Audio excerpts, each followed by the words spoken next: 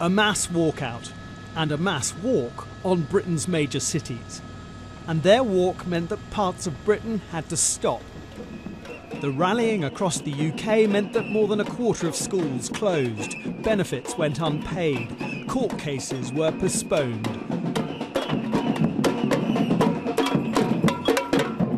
But the industrial unrest was justified, said these protesters in London. 35 years I've been paying into a pension scheme. Every month, £255 off my salary into the teacher's superannuation, and now they're taking it back. My salary flies over Libya at the moment. To keep one flight for an hour in the air over Libya costs about the price of my salary for a year.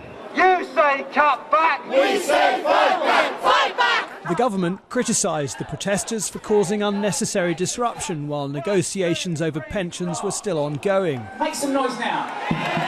But here in Birmingham, teachers said ministers hadn't got the message.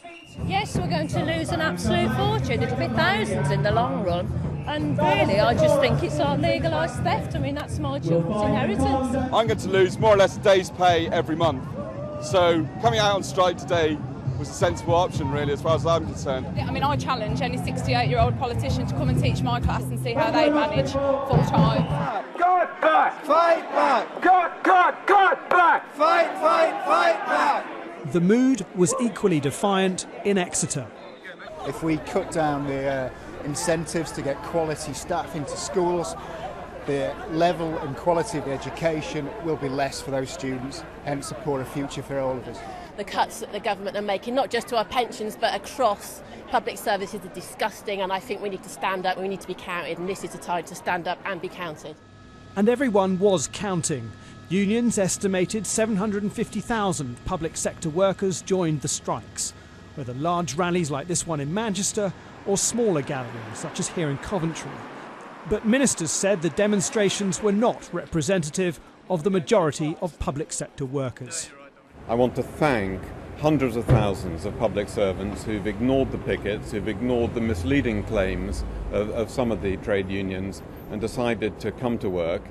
But those who chose not to work had no words of thanks for the government. Francis Maud and all those other politicians will not be retiring on £4,000 worth of pension like I will. But others accused the strikers of being unrealistic about dealing with the deficit. These people work, but we all work.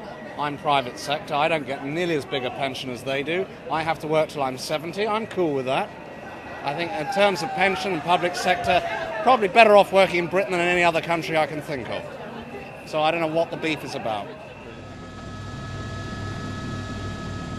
In London, police leave was cancelled so they'd have the numbers to deal with any attempt to repeat the violence seen at the student protests.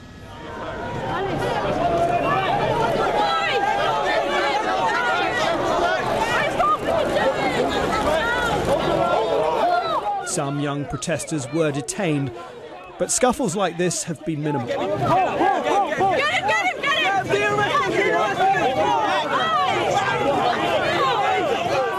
This has been a comparatively peaceful protest, but in the war of words, there's no sense either side is backing down.